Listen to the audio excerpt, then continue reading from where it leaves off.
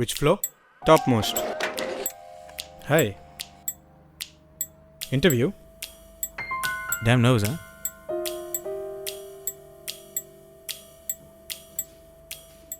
I've been to many. Now another one. I know how you feel. I'm Sam, short for Samir.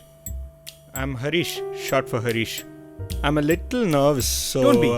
Don't be. There's nothing to it. It's always a standard set of questions. Let's start with the first. The first question is the most basic one.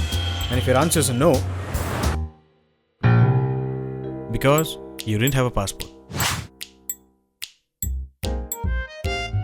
Okay, Mr. Harish, your resume looks decent. I'm sure you have a passport? Huh? Passport? It's still processing. Oh, I have a passport. Good. Can I see it right now? Mr. Harish, do you even have a passport? Yeah, I do. I just need to go to the passport giving office, fill a few forms, wait a couple of months, and it's in my hand. You mean you have to apply for a passport? You could say that. And I finally decided to get one. And thus be done with step 1. But what I realized was that it was just the beginning. Every single interview I've been to, they start with my so-called necessary documents and applications. I need your application papers. Yep. Your salary statement documents.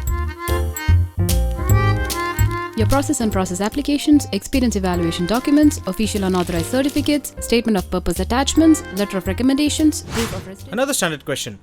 But putting it all together is no walk in the park. But you take all that effort in compiling and arranging those papers the night before the big day. And of course, shit happens.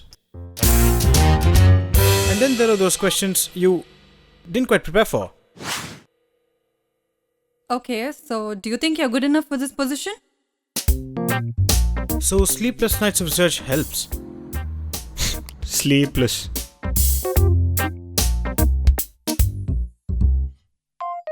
Along with countless hours of practice. Confidence can counter anything. I hold an MBA in finance. I'm right on the money. I worked in all the top insurance firms across the world. I'm positive I can perform well in all areas. Don't think about it. Pick me. But the actual interview turns out like this. I'm Sam. It's a nice room you got here. It's a little chilly in here. What? Salary? Interesting question.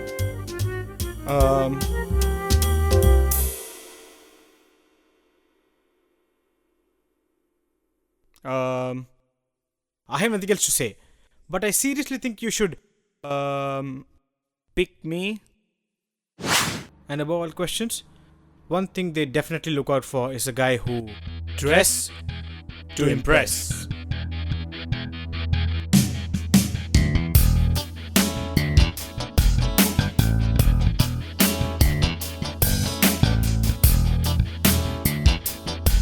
Alright. It's showtime. We're finally here. It seemed like a long time in here. Normal. Always happens before an interview. Alright, so once. Where were you? You're late for the interview.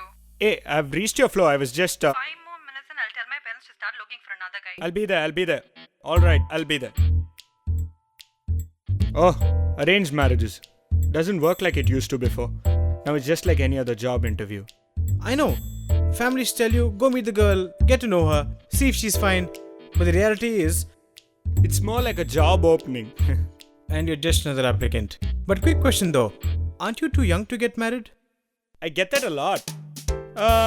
But family pressure. But that's why they call it marriage. It's something that can age you up pretty quick. Good luck with yours. Yeah, you too, man. I say, don't leave me alone.